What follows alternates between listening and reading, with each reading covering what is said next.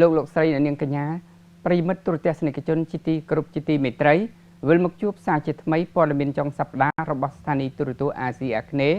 ដែលរួមមានព័ត៌មានជាតិព័ត៌មានអាស៊ាននិងព័ត៌មានជំនាញពិភពលោក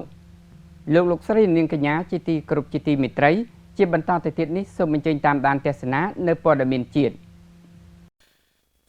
នៅក្នុងឱកាសអបអរគម្រប់ខួប30ឆ្នាំរបស់ខ្លួន Nagavel រីករាយចូលរួមលើកកម្ពស់វប្បធម៌ដ៏សម្បូរបែបរុងរឿងរបស់ខ្មែរដោយរៀបចំការសម្ដែងល្ខោនស្រមោលស្បែកធំគុនល្បុក្កតោនិងការប្រគំតន្ត្រីបុរាណបែបអូខេស្ត្រាដ៏អស្ចារ្យព្រឹត្តិការណ៍ដ៏ពិសេសរយៈពេល1ម៉ោង15នាទីនេះបានប្រព្រឹត្តទៅនៅសាលមហោស្រព Naga ដែលមាន 2000 កៅអីការសម្ដែងនៅថ្ងៃទី9ឧសភាឆ្នាំ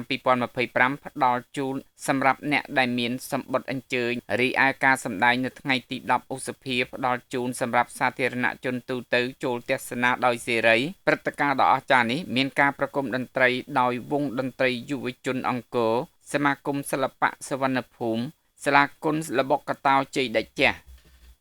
បន្ថែមទៅលើការសម្ដែងល្ខោនស្រមោលស្បែកធំនិងគុនល្បុក្កតោវងតន្ត្រីយុវជនអង្គរនិងផ្ដល់ជូនការប្រគំតន្ត្រីមរតកសំនៀងប្រពៃណីខ្មែរផងដែរការសម្ដែងល្ខោនស្រមោលស្បែកធំនឹងផ្ដល់ជាទស្សនីយភាពនៃសិល្បៈបុរាណខ្មែរដែលប្រើប្រាស់ផ្ទាំងរូបឆ្លាក់ពីស្បែកមកសម្ដែងជាឈុតឆាកសាច់រឿងគណៈការសម្ដែងគុនល្បុក្កតោនិងបង្ហាញពីក្បាច់គុនបុរាណខ្មែរដែលមានស្នៀតប្រយុទ្ធកម្លាំងនិងគេដំណើរវប្បធម៌ដ៏អស្ចារ្យលាំងវិន័យនិងមរតកវប្បធម៌ដ៏អស្ចារ្យវងតន្ត្រីយុវជនអង្គរដែលត្រូវបានបង្កើតឡើងក្នុងឆ្នាំ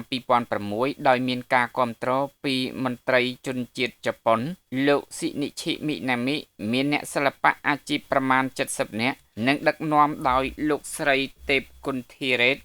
និងលោករមតារាវងតន្ត្រីនេះត្រូវបានគេស្គាល់តាមរយៈសមត្ថភាពប្រគំតន្ត្រីដ៏ពិរោះនិងការស្រឡាញ់វិស័យសិល្បៈដ៏ជ្រាលជ្រៅរបស់ពួកគេសមាគមសិល្បៈសវណ្ណភូមិដែលជាសមាគមសិល្បៈឯករាជ្យបង្កើតឡើងក្នុងឆ្នាំ1994ត្រូវបានបង្កើតឡើងក្នុងគោលបំណងជួយទ្រទ្រង់វប្បធម៌និងអរិយធម៌របស់ខ្មែរឲ្យថិតថេរនិងដឹកនាំដោយស្ថាបនិកលោកស្រី Devin Kasem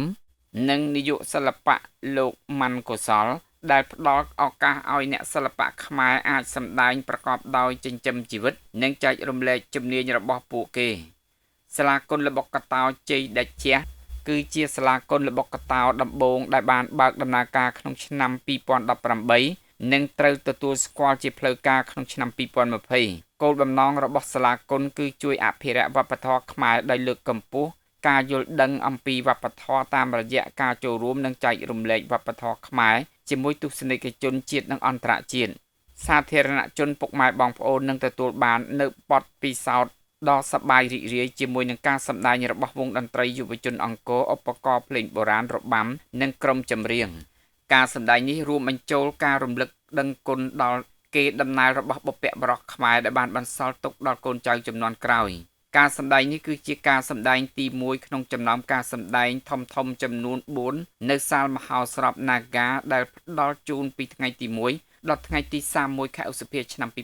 2025សម្រាប់ព័ត៌មានបន្ថែមអំពីការសម្ដែងនិងប្រូម៉ូសិនផ្សេងៗក្នុងឱកាសខួប30ឆ្នាំរបស់ Nagavel សូមចូលរួមទៅកាន់គេហទំព័រ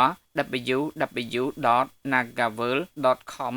ឬតាមបណ្ដាញសង្គមរបស់ Nagavel ជាមួយនឹងពាក្យ Nagavel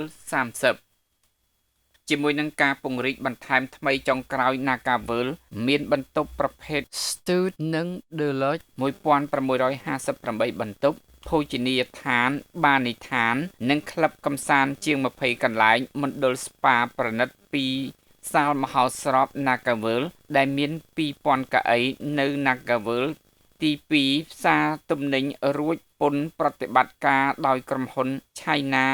Duty Free Group ដែលជាផ្សារទំនើបក្រោមដីមួយក្នុងប្រទេសកម្ពុជាដែលមានលក់ទំនិញម៉ាកអន្តរជាតិល្បីៗសេវាកម្មកម្សាន្តដ៏សម្បូរបែបទាំងសាលសម្រាប់ការរៀបចំប្រជុំនិងកម្មវិធីឈានមុខគេ